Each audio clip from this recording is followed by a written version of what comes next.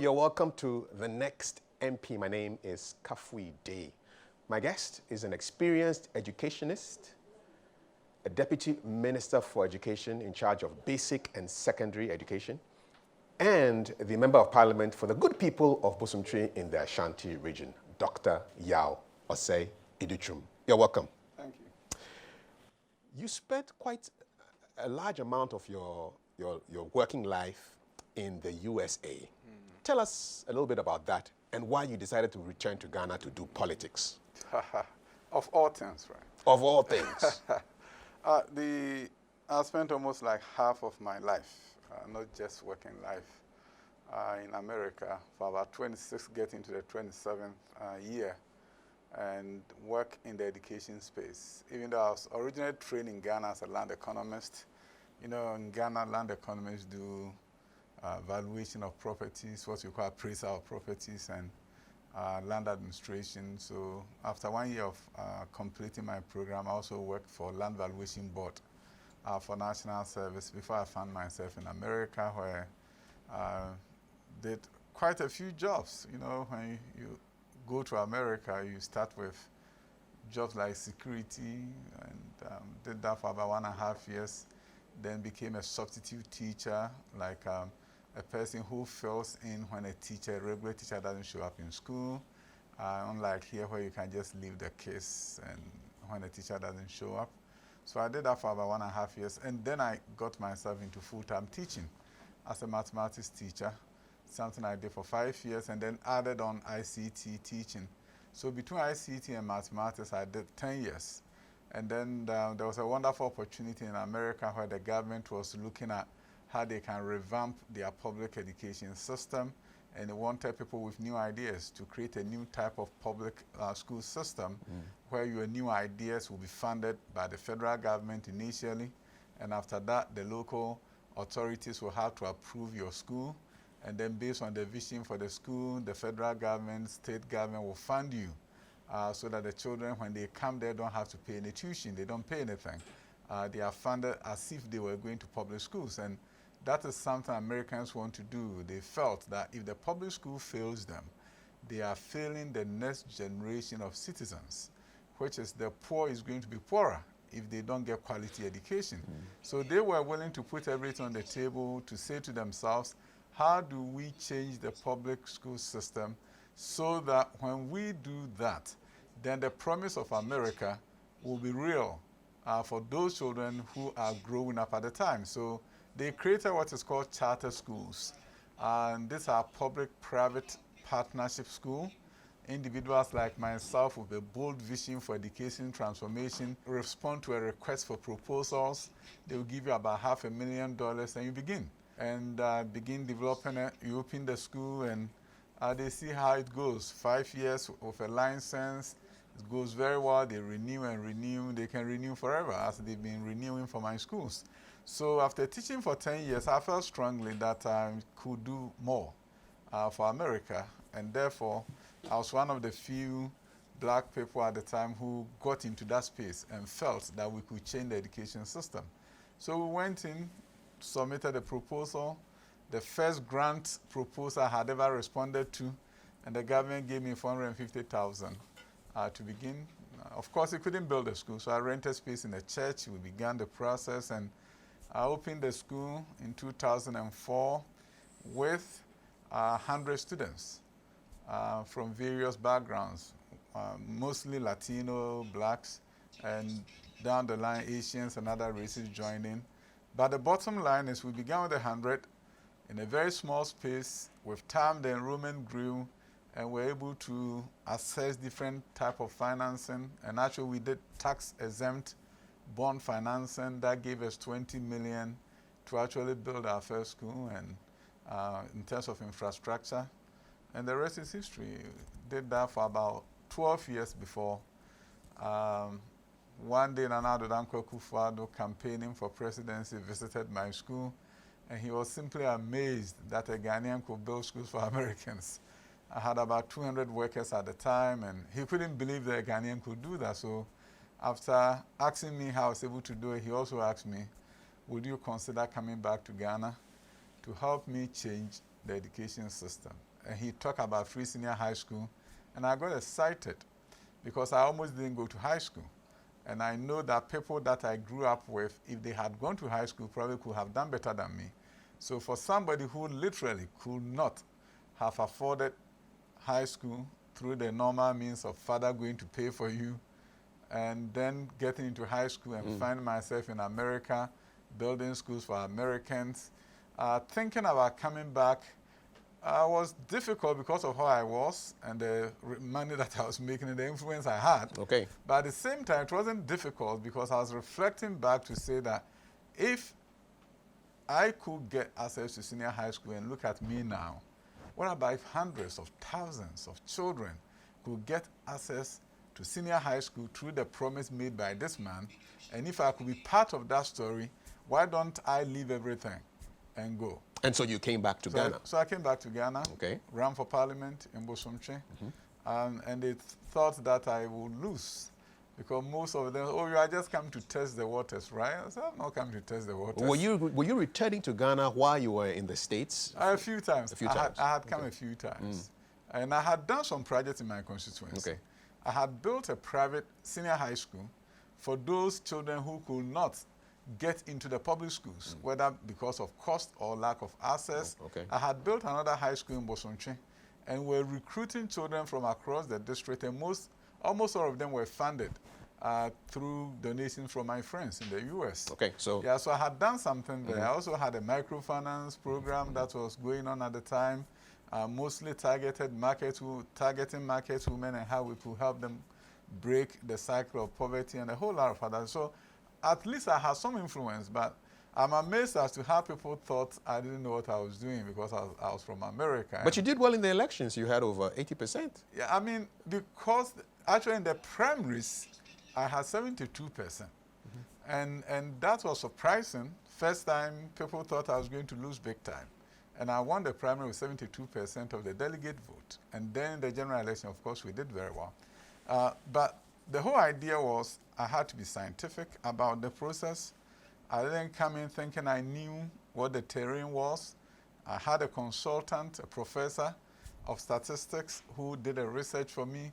So going into the election, going into the primaries, I knew that I was going to win because I had a research. So the delegates who by the research were not for me, I knew, and those who were not too sure, I knew, and those who were in my corner, I knew. So the research, we're able to then target people and say, hey, we need to talk to this person, we need to do this. But I ran my primary campaign as if I was running a general election campaign. Okay, how do you mean?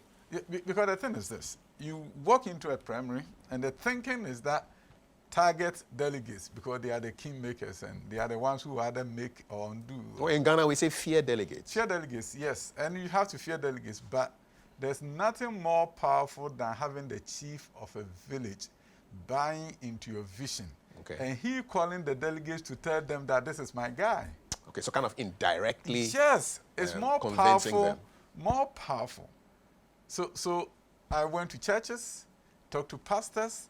The pastor will say, oh, that delegate is my member, and I'm going to talk to him because you are the kind of person we want in this constituency. You've just given aspiring members of parliament some free consultancy. Yes. Talk to the chiefs, talk to the... Oh, yes, the time is short, but pastors. nothing is more powerful. There's very those of us in the villages. In the urban areas may be different, but in the villages, nothing is more powerful than the chief calling the delegates and saying that I've saw that young man. He's the one who can help us. Please make sure you vote for him. And then when you do the general election type of campaign, people even go to the extent of calling the delegates and say, if you don't vote for this guy, don't come back to the village. Kind of. All right. So it worked for you? Of course. Okay. Of course. So yes, I engaged with the delegates. I did workshops. Workshops where I showed them what I was going to do, my vision. And my whole message was, I'm not going to talk about my opponent negatively. Never a time did I speak negatively of my opponent. He was a formidable guy. He's the current Ashanti Regional Minister. Very good guy who has done different things for the constituents. My vision was that because of my background and the experiences I have, I'll be an asset to the country when I come, and I'm going to do things for you that you never imagined will happen. Not because the current guy cannot deliver, it's because I have some kind of experience that is going to enable you to deliver for you and for the country. Okay, so you ran the campaign like a general election, you won, and from 2017, 7th January to date, you've been the Member of Parliament for the good people of Bosontri. Yes. What have you done for them up until now? Can you give us I will say what has the president done for them. Nana Dankwa Akufo-Addo has delivered for Bosontri big time. Anybody who, the older folks will tell you they've never seen anything like that in Bosontri. They've never seen development in Bosontri than under the presidency of Nana Dankwa Akufo-Addo. And I'll give you a few examples. That the reason why people are excited, super excited in Bosontri. You go to the front of the lake. The Bosontri side of the lake has about 17 kilometers of road that has never been done in any way, shape, or form. Sometimes you're driving through and it's like a pathway. This time around, we have machines on the road now. And the 17-kilometer stretch of the Bosontri side of the lake is going to be done. By December, you see a different road network. Going to be done or already done? The machines are on it, and they are doing the work. So I'm saying by December, because you have to do the initial work and then leveling and the culverts and everything, and then the tarring of the road. But it's taken 3 years for that to be now, let me tell you. actualized. Isn't that slow? Go and ask anywhere from Bosontri, and they will say, we don't care if it takes 10 years because we never thought it was going to ever happen. But then you have it's so remote and so deserted, nothing has ever happened there. So they are not making the argument. But then somebody will say their expectations are so low that the little thing that you do is going to excite them. Hey, my brother, road is not a little thing. The schools we've done there is not. Go to Pipier, old Pipier, front of the lake. For the first time, they are seeing a brand new government-built junior high school. Never ever dreamt. What do you think accounted for the neglect of Bosontri? Let me tell you this. Nana Dankwa Akufo-Addo came into this presidency with a new vision. And that is something that people don't seem to grasp. When he talks of Ghana beyond aid and he talks about transformation of Ghana, he means it. Look, let me give you an example of the 1 million per constituency. You may say that what has been the neglect? Never has it ever happened that the member of parliament has a say in how $1 million is used in development. Did you receive that money? Of course. Not in my hands. Where did it go? It goes to Middle Belt Authority. All the projects are now under construction. So Bosontri constituency has $1 million for infrastructure. Allocated for it. Infrastructure. And let me tell you, I wanted to just begin with the roads. So the lakefront road from Jache to Sewia to Dunyina under construction. Never did anybody think it was going to have. The main road from Kumasi to Lake Bosontri is under construction. The culverts, everything is being done. Now, that's the road. Now let's come to schools. Bosontri, when we came to office, had 3 senior high schools. In September, we'll have about 8 of them. Different sources of funding. What does that mean?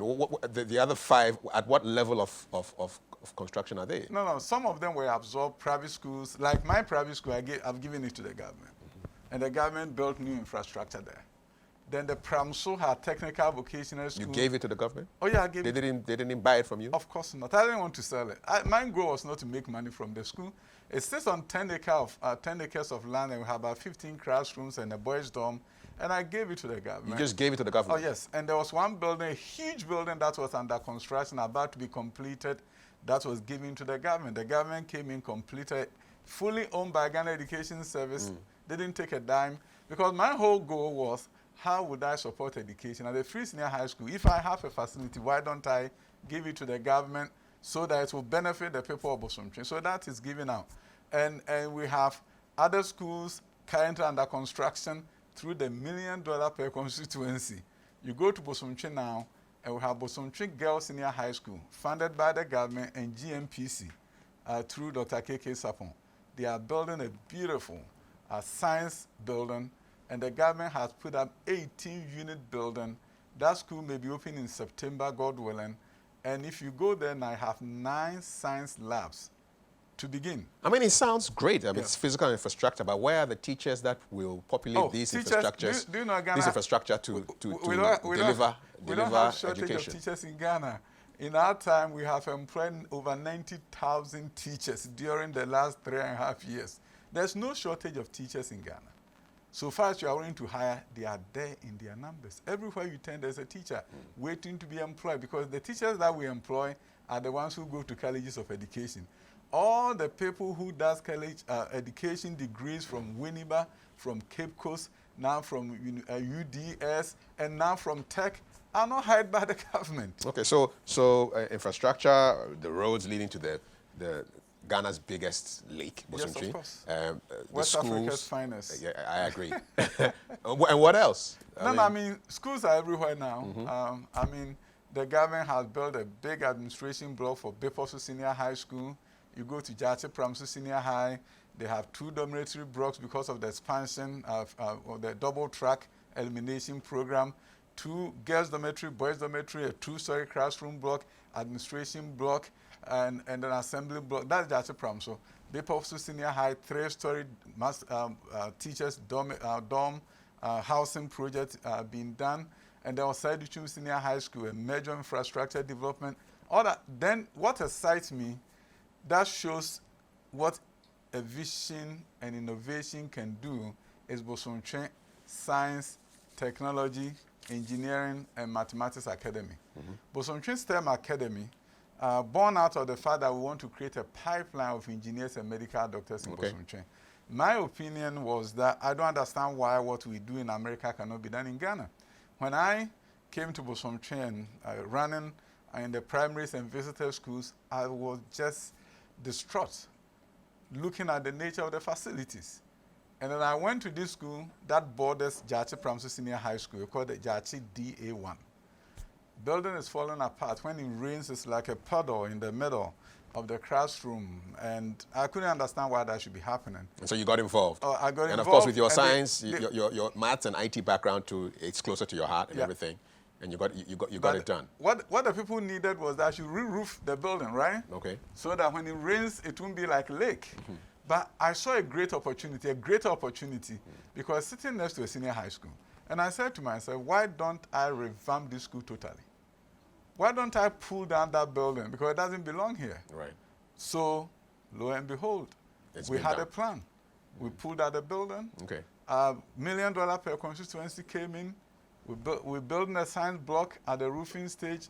2 classroom blocks has been done. The old school has been settled somewhere with new buildings. A big auditorium is under construction through the $1 million per constituency. We even have a swimming pool as part of the design of the school, which will start from primary 6 all the way to senior high school. And the people associate you, the MP of Bosom Tree, with all these projects? Of course, because, you know, to me, I've always said this, and I'm glad I said it. When people were making a case that MPs are not responsible for development, I said otherwise when I came in, because I felt strongly that in America, members of Congress are responsible for development. So you go to Congress and you lobby for your people. They call it POC. That means you want something to your for your people. Indeed. Yeah. So I believe strongly that as a member of parliament, I'm the #1 development agent. That does not mean I'm going to use my money, but it also means that wherever resources I have a say, first of all, common fund. I have a say in what to use the common fund for. Then Middle Belt Authority. I have a say as to how that money should be used for in terms of the $1 million per constituency. But beyond that, I should be the one going to the ministers and other people and say, my district, my constituency needs this. And they will respond more to me than Opening Kojo Mensah boarding Trotro and coming to Accra and saying that he doesn't even know where to go to. I get that. So I'm not going to say that because I'm the MP. No, I'm the #1 advocate, development agent for my constituency. And it also helps that you're a deputy minister for education. And we'll talk about that shortly. But I know your constituency chairman, Akins Adaipoku, was all for you going unopposed for the 2020 elections. Are you relieved that you didn't have to go into a primaries battle with somebody who would be eyeing your seat? You see, let me tell you this. Why didn't they allow somebody just to compete against you? Nobody came. Nobody came. Maybe they were convinced that they should don't go. I mean, one, we are a different kind of district, or constituency for that matter. We have a constituency where we are united for development. But when you were coming in the first time, you had opponents. Of course. Yes. There were three of us. Now, all that I'm saying is this. Bosomtwe has changed. One, because we are united. Between myself, the DCE, and the chairman, our focus is how can we develop Bosomtwe. Because you see, Bosomtwe is uniquely placed. Uniquely placed in the sense that we are the only constituency in Ashanti that has a regional minister coming from there and the regional chairman of the party coming from there. And then we have three people, chairman, DC, and myself. So if we don't develop Bosomtwe, posterity will literally curse us. The children are going to say, you guys are useless. You, for the first time, had a regional minister coming from your constituency, the regional chairman coming from your constituency. You sat there and wasted your opportunity bickering and fighting. No. So you come to Bosomtwe, and there's a sense of unity, of purpose, that if the DC wants something, he's going to call me. He's coming to Accra, he calls me and say, I'm coming. This is what I'm talking about. This is what I'm advocating for. How can you also add your voice so that we'll get it together? So unlike other places where there's a fight and the chairman is fighting the MP is fighting DC, we don't have that problem. You must be relieved, though. Oh, yeah, of course. So we've taken advantage of that to do more. So under that circumstance, I'm not surprised that nobody showed up. And also, if anybody showed up, it was going to be an interesting fight. Look at my record and what you want to do. At the national level, I'm not bragging, but I've done something. I have taken my portfolio seriously. The promise the president made to me to come and help him, I think I've delivered on that promise of helping him. When you look at the advocacy and the work that we've done in the education ministry, in the leadership of our minister. And then beyond that, I'm not the type that you can say, you were doing all those communication, we're seeing on every TV screen, but you forgot about where you came from. There's never a day that I don't think about Bosomtwe. Okay. So I didn't find myself in a situation where we can say, yeah, you do the talking on TV, but there's nothing that you did at your constituency, something that would have made a major blow. But I took advantage of my visibility to advocate for my people. Okay. The support of the people has placed us in a situation where Bosomtwe is rising, and you can see when you enter the STEM Academy and see the road network that is being done and the buildings that are coming up, better than the schools that are built in America. It looks like a good story. We'll take a quick break right now, Dr. Educhum. You're watching The Next MP with me, Kafui Dey. My guest is the Member of Parliament for the good people of Bosomtwe in the Ashanti region, also Deputy Minister for Education in charge of basic and secondary education. When we return, we'll be talking about that other hat that he wears. Don't go anywhere.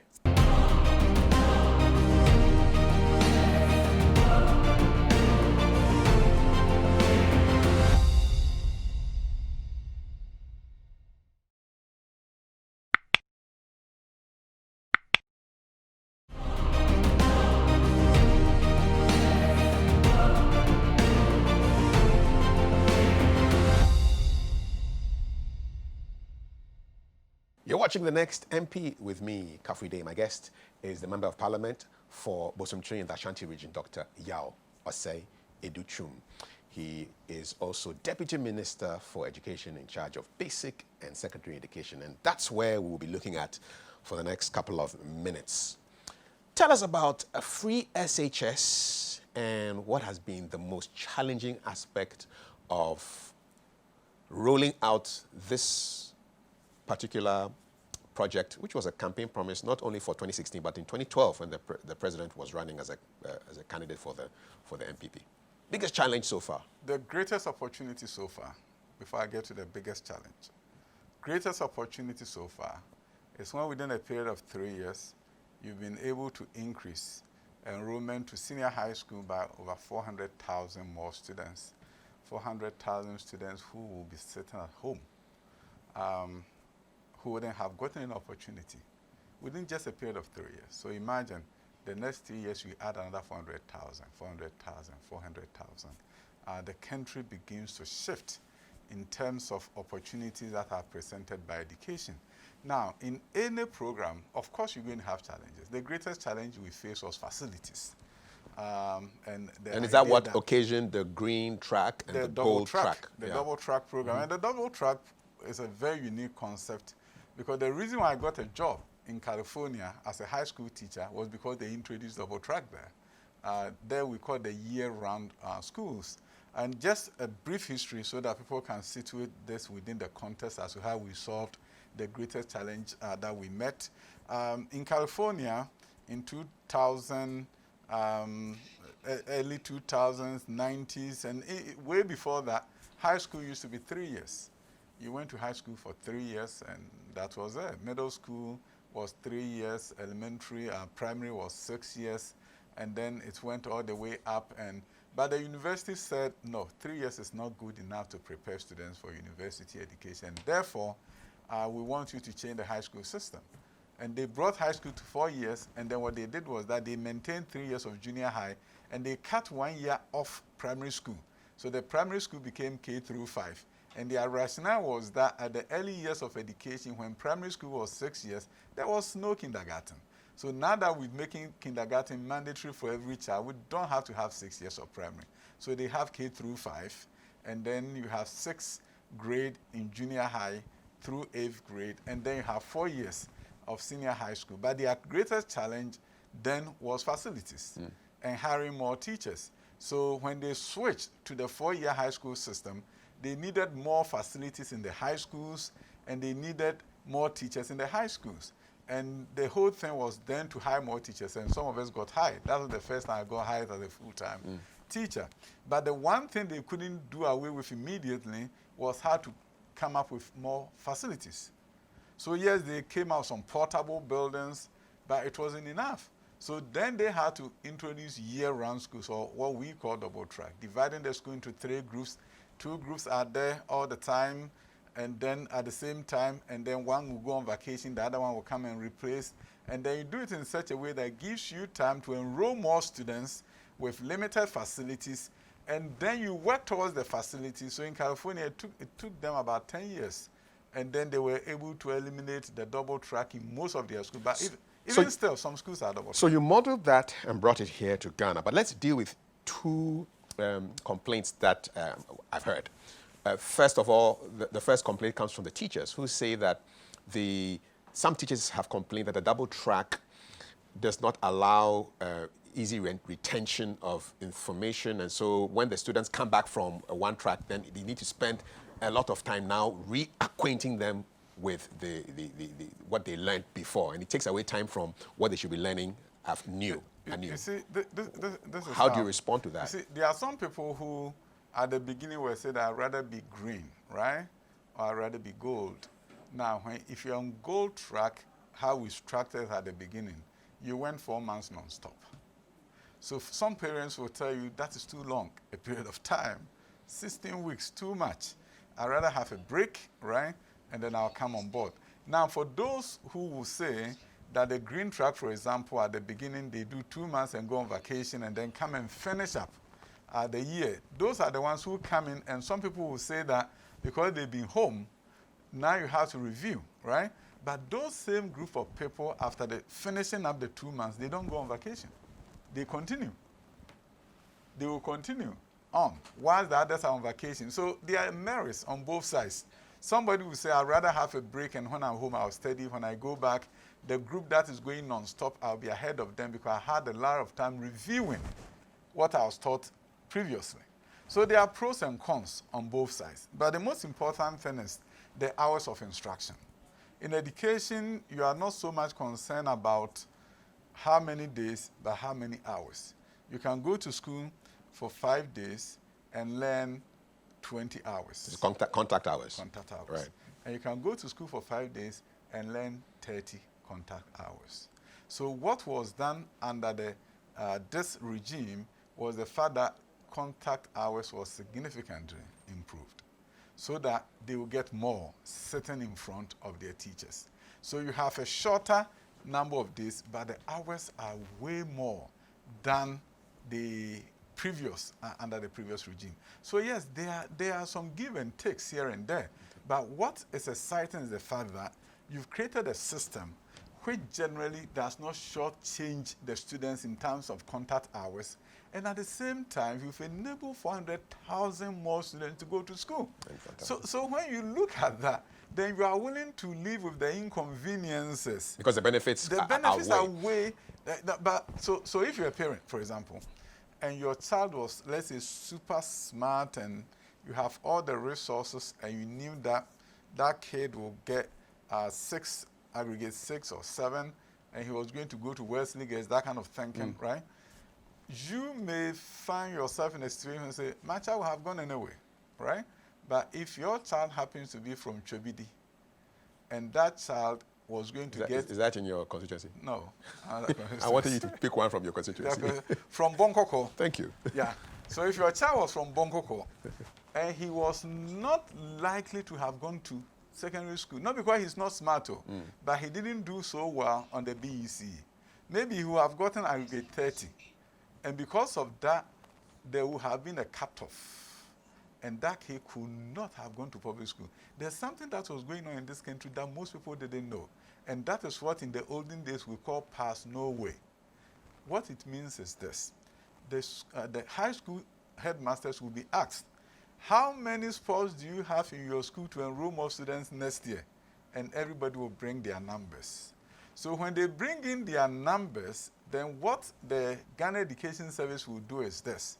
They say, okay, based on the spaces available, we can only enroll, let's say, 400,000 students. So a lot of people were cut out if they didn't make it. Get a certain point. Okay. And unfortunately, majority of them were the ones from the rural areas. Who can also pay. Who cannot pay as well. And at the same time, not get access to public school. Okay. They were the ones who would then go and borrow and go to private school. It was a very interesting situation going on in the country, where the poorest of the poor, if they want to go to senior high school, had to pay. But how about the argument that the free SHS, well, it's great if you don't have money because it allows your child to go to school. But how about those who can afford to pay? There were these arguments about, did you do enough means testing to show that those who can afford should actually pay to go to school, and then it allows those who don't have the resources to take advantage of this. This is the only country where government is we cut the government a slack, right? Government comes and say, I can afford to do it. And people are saying, why are you doing it? Why are you doing it? This is the only country where we cut the government a slack, and I think that is fun. But in other jurisdictions, when you talk about means testing, it's easy, right? Because everybody files their income tax. So you take your income tax filing, and that is how we know you made money or you didn't make money. Beyond the government workers, how many people file their taxes? So when you talk about the rich in this country, is this the person selling spare parts at Kokompe? He could be a rich person. But then you will not know because the taxes are or not the filed. you go to the ministries and chief director. Chief director may not make a lot of money, but he's richer than the person selling spare parts because the spare parts person doesn't file taxes, and chief director file his taxes so you know how much he makes. So at the end of the day, what was going to happen if you were using the income tax as a means testing approach is going to be that those who are working for government, those who are paying taxes, income taxes, are the ones who will be asked to pay fees. And the vast majority of the people who may be richer than the chief director of a ministry will not be paying. So the bottom line is this. We don't have a very good means testing regime to begin with to talk about who is rich and who is not rich, who should pay and who should not pay. Because one of the things I've seen is that those who have means are giving so much to their schools. And the number of buildings you go and see are donated by people who are rich. They contribute through their year groups to build facilities in various senior high schools. You go to big-time high schools, and parents are contributing through PTAs to build, and others are donating huge sums of money. So they're already supporting their schools. Okay. So in my opinion, what we need to do is not so much about who should pay and who should not pay, the first thing you have to ask the government is, say, how are you going to do this? All right. And the government said, the last 3 years, we've never defaulted in sending money and resources to schools. Initially, the funding was coming from the annual budget funding amount, but now I understand it's from the scholarship secretariat. Is that correct? For free SHS. Free SHS funding, whether it's from AFA or it's not, it's actually channeled through the scholarship secretariat. Yeah, so it's just a way of which entity receives the money for disbursement. All right. It's not. Let me raise another concern. This is a social one. So I've heard parents complain that the way the gold and the green track work, at some point in time, you're going to have a lot of teenagers who have nothing to do and may end up, involving themselves in vices. That was a social angle. What's your response? Have you heard such complaints? Before free senior high school, 400,000 young men and women were not going to school at all. So what happened to them? They probably found work earlier than they would have found work. If there was work. So if you are worried that during the vacation, the young women or young men may engage themselves in certain vices, right? You are only talking about vacation. But before this time, they wouldn't have gone to school altogether. They would have been on the streets. So what happened to them? So when you begin to think about, what will happen? Then look at day schools, right? What about the day students who have always been day students? You go to Aquinas, it has always been a day school. You go to other schools, the community day schools. What about the day students? When the girl or the boy leaves school and is going home, what is it that they cannot do? So sometimes we try to rationalize something to scare parents and tell them your child is at home and something bad can happen. But that child was at home when he was in junior high school, when she was in junior high school. And that child was home when she didn't have the opportunity, if she had not been provided opportunity to go to senior high school to begin with. So now that he's in school, you are worried about the vacation. What about if they did not get the chance to go to senior high school at all? I get you on that. Let's talk coronavirus, COVID, and its possible impact on basic and secondary education. What are your projections? How hard do you think, do you project that basic and secondary education will be hit by COVID-19? It's tough, my brother. Very difficult. Gives us time to soberly reflect on where we are with education. Education is changing around the world. This morning I was listening to BBC talking about the 10th and to 12th graders in England going back to school, and the trepidation. People are just scratching their heads and say, what do we need to do? The social distancing rules that need to be enforced, how are we going to do that? It's not easy. I've said that given the fact that COVID-19 is around and we have not actually gotten a vaccine yet, education and COVID-19 are strange bedfellows. They have to lie on the same bed. And how do they arrange to lie together and exist is what is confronting all educationists around the world. Is COVID pushing education off the bed? It's tough. It's tough. You have to find a way to get the two of them to coexist. And it's not easy, given the fact that the disease is contagious, and any mistake that you make can cause havoc. So having said that, what the president talked about in terms of class size reduction is something that is being taken seriously by the Ghana Education Service. I've always made this analogy that some years back, schools will complain that we have no chalk. The chalk has not come in. The Ghana Education Service will say, oh, don't worry, it's coming in a week's time. Now we can't do that anymore. If the nose marks are not there, the head teacher cannot open the school and will not open the school when school opens, which means that we have to make sure everything is in place based on the president's directive to make sure that the hand sanitizers are there, to make sure that the social distancing regime is maintained to make sure that you don't have more than 25 students in any classroom, no excuse. And to make sure that the children that are under your watch in the classrooms are not allowed to do whatever they want to do, which also means that we literally have to have something like a substitute teaching kind of system. If for a reason a teacher doesn't show up because of illness, somebody has to be in that classroom. So it's no longer a luxury for us to supervise the case well. No, you have to supervise the case well. You can't have one student leaving his class, going to another place, sitting somewhere. In a situation like this, if it's 25 to a class, there only have to be 25 desks there in that classroom, and you need to remove the rest of them. And it's going to be quite tough because the double track system came about because we didn't have enough infrastructure in the first place, but we wanted people to go to school. And now you're going to have smaller class sizes, and so the existing classrooms will now have to populate fewer people. So there are a lot of balls that you are juggling. Actually, you see, the double track reduced the class sizes. It didn't double class sizes. It reduced the class sizes.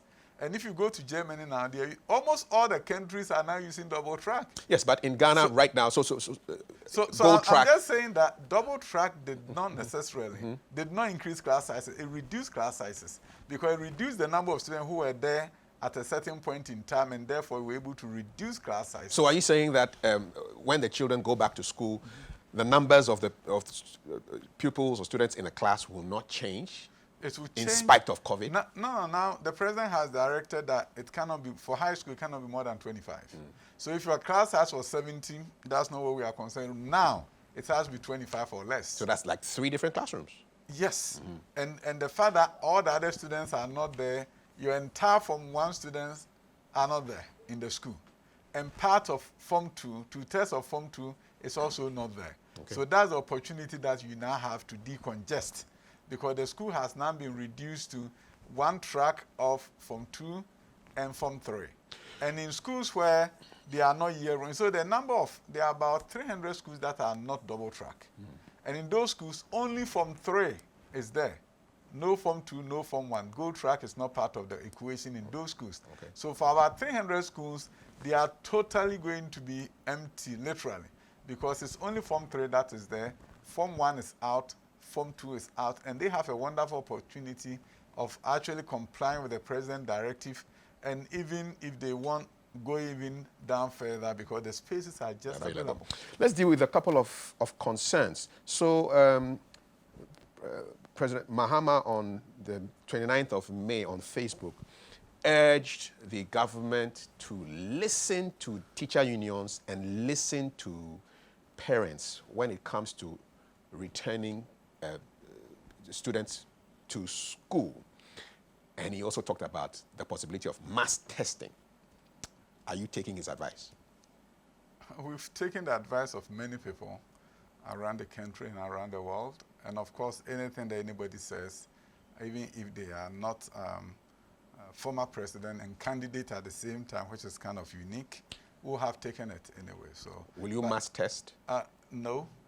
So you have not taken his advice? Now, why would I take the advice of a former president who is running as a candidate for president? No. So if I said, good, would you, if I were the chairman of the PTAs, national PTAs, and I said, please, mass test. I don't want to expose my children to harm. Let me tell you. Would you have taken my advice? I would say these are the things I'm putting in place, and where the situation demands, I will do what you are telling me. But I have a plan, right? I have a plan. Is mass testing part of your plan? No. Why not? No, but the thing is this. The thing is this. I test you today, right? You get into trotro, right? Home, you are not in trotro. But let me say, I test you today, you are negative. You get in a trotro and come back. You may get it from there. So do I have to test you every day? But I'm going to Achimota school. No, you test me before I enter Achimota school, and I'll be in Achimota school for 6 weeks. Oh, let me tell you. What again? You are still interfacing with so many people.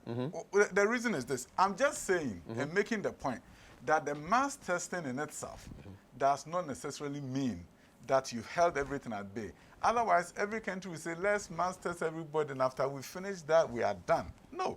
Well, all that I'm saying is this. There are so many things that you have to do in addition to testing or no testing. For example, why am I wearing this? I believe strongly that I don't have COVID-19. But in abundance of caution, to make you confident, to protect you, or maybe I have something that I don't even know I have it. So I have something here. This is covering me. Any droplet that is coming out is deposited in the cloth. It doesn't get here and infect all these beautiful people who the viewers may not see. So I have something that is holding the disease at bay, and to the extent that I can do this consistently and discipline myself, I'm saving other people who are around me. That is why the president says face mask is mandatory, because this is the best prevention yet that we have. To the extent that we are giving all the students the face mask, Okay. you have done something that is taking the student, the disease at bay. And that is why we're also mapping all schools onto health centers. This is going to be, opening school this time is going to be the way between education and health. So every network of schools will have a hospital. In case you see any symptoms, the hospital triggers the emergency system and action is taken. So bottom line is this. I think we are being called upon to do something in a certain meticulous fashion that we've never done before.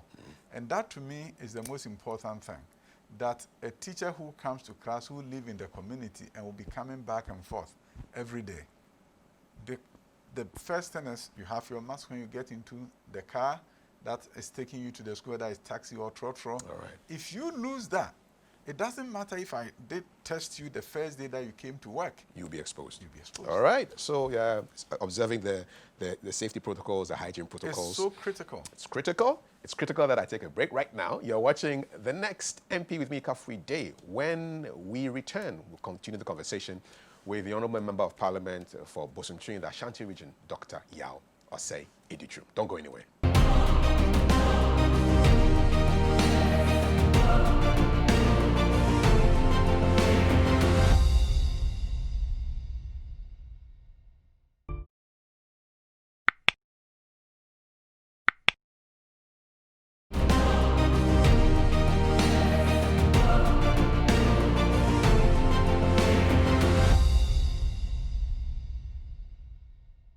You're watching The Next MP. My name is Kafui Dey. My guest is the Honourable Member of Parliament for the good people of Bosumtwi, which houses the biggest lake in West Africa, natural lake. Yes, his name is Dr. Yao OSEI Editrum. He's also the Deputy Minister for Education in charge of basic and secondary education. We're going to flip back to Parliament and what he does in Parliament. But before that, there was an interesting idea that I saw coming also from the candidate who wants to be president of Ghana come January 7, 2021. He says if he becomes president, he will extend free SHS to private schools. What's your thought on that? Is that something that you are thinking of doing? I don't know how you extend free SHS to private schools. Already, those who did not have access, right, and they were cut off, have been given the opportunity to go to public senior high schools. And that is why you hear a number of private schools that were set up to cater for the poor. Some of them are closing shops. So I don't know if you say you include private, where are they going to get the students from? You see, the interesting thing, as I said earlier, that was going on in this country, is the fact that at the basic level, primary school level, right, you have those who are well-to-do going to private. Junior high, those who are well-to-do going to private, because they want their children to do so well that when they are going to senior high school, then they will jump into the public. And those whose children are in the public space at the primary and junior high are the ones who are prevented from going to the public. And you say that with the free SHS, that system will not work? No. Okay. You see, with the free SHS, what is happening is that the private schools that were set up, because there are different tiers of private schools. I understand. We have the top level, Christian Academy in Dodua, GIS, ICS. And then the bottom level. And then those who were serving a particular niche. And that niche was those who were cut off from the public schools, then finding place in the lower tier, Right. if you may call it, private schools. Now, without the cutoff, that pool has been drained, and those students who will have otherwise gone to private school because they were cut off are now in public schools. Okay. So when somebody is saying, I want to include private school, are you talking about GIS? Are you talking about ICS? And those parents who go there, they go there because this is where I want my child to be. Okay. And I don't think those parents couldn't have put in their children in free senior high school. They had a choice. Their children did so well on the exams. And instead of going to GIS, they could have gone to Achimota, Wesley Girls, any school that they wanted to go to. But to them, their choice was that they wanted an international kind of education with a Cambridge and IB program, and therefore put their children in the private school. Are they the ones people are talking about that they want them to be part of free senior high school? I doubt it. But that's a conversation for another time. Let's get back into Parliament. I know you are on the Works and Housing Committee, which has been in the news, for quite some time now. I know Mr. Speaker is asking you and your fellow members of the committee to come up with a report on the Saglemi housing project. Yes. Tell us how that is going. The Saglemi, I would say, debacle is a very interesting one. Interesting in the sense that a loan was secured to do certain number of units of construction of affordable housing, approved by Parliament. So Parliament knew that there was I've forgotten the number of units. So 5,000. Yeah. Parliament knew we are getting 5,000. For this Based amount of on money. that, they approved the loan. Done. Then, after the approval, the minister in charge of housing then go and reduce the number of housing units, but does not reduce the loan amount, short-circuiting the process entirely. For the life of me, I don't understand why anybody would do that. That if you are reducing the number of units, it makes sense that the amount of loan we are contracting should also go down. But the loan stays the same, the housing units get reduced substantially. And that is what the minister is saying, that something needs to be looked into because it doesn't look good for this country. So for those of you in the committee, give us a sense of what happens at the committee level when you're supposed to look into this, when the speaker says, go and look into this. The speaker, of course, will not have all the facts at disposal, even if the minister is saying it. So when he says look into it, it means the committee now has to look at all the documents covering them from the Hansard, where all the records were has been kept, and using that to look at what actually took place and confirming what the minister said. Do you speak with people as well? Of course. Are you getting cooperation? In that case, you really have to, at the committee level, you literally have to subpoena people and say, you are the contractor, we need you to speak to us. You did this aspect of the work, we need you to come and talk to us. So the committee will have to, if it's formally referred to the committee, it has to really do its work and report back to the House. You're on another committee to the poverty reduction reduction strategy. What are your achievements there? I mean, what have you done? I'll tell you this. I wish the committee would have been more active. But we do visits of various agencies that are in the poverty reduction arena. I mean, education has poverty reduction components. Definitely. Any issue, any committee whose activities involves the poor and how to eliminate poverty has something to do with the Poverty Reduction Strategies Committee, including Minister of Finance for that matter. So the oversight, it actually encompasses a whole number of ministries, and we have to look at what are you doing to reduce poverty or eliminate poverty for that matter. Okay. In my opinion, the battlefront should be poverty elimination. It's not good. It doesn't sound good. It doesn't feel good. It doesn't smell good to be poor. Are you impressed with Ghana's democracy? Yes. And I think we could do more. That's it. We've done very well and can do more. Where can we do more in? Where we can do more is looking at having a bold vision, like the president has expressed through Ghana Beyond Aid. A vision that may not come to fruition in a year or two, even during the term of that president, but a vision that will endure and ensure that we can free ourselves from the shackles of poverty and deprivation and disease and squalor. Do you think if your opponents come into power, they will scrap Ghana Beyond Aid? Is that your fear? I don't even know if they understand it, with all due respect. If somebody has a vision to do something, it's uniquely his vision. And if you don't give him time to really bring it into fruition and allow anybody to take over, you may not see that vision coming into fruition. For example, if somebody was to take over Bosomtwe from me, somebody competed with me and took over, right? He may not even see the need for a STEM academy. My vision is that within the next 10, 15 years, Bosomtwe constituency will have 100 medical doctors, 100 engineers, and in order for me to accomplish that, I'm building Bosomtwe Science, Technology, and Engineering Mathematics Academy to create that pipeline. Somebody comes to office and take over from me, have no idea the importance of getting 100 medical doctors, 100 engineers. Why would he care less about the STEM academy? Because there's no continuity. Otherwise, you'd have to stay in power for 4 terms or 5 terms. And that is and why hope that your government also is in power. That is why I'm so happy that the Constitution of Ghana did not say that there's a term limit for parties to come into power. There's no term limit for parties to come into power, which means after Nana Addo Dankwa Akufo-Addo, if we do everything well, which I'm sure we'll do, MPP can be in power for the next 2 terms to make it 16, and then you can see transformation of this country.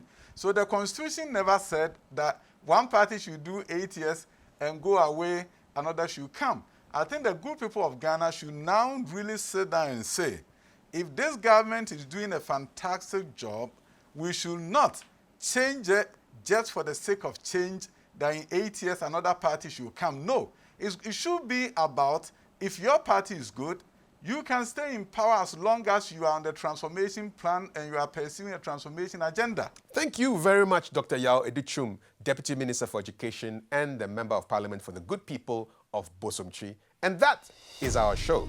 My name is Kafui Dey. Thank you for watching The Next MP.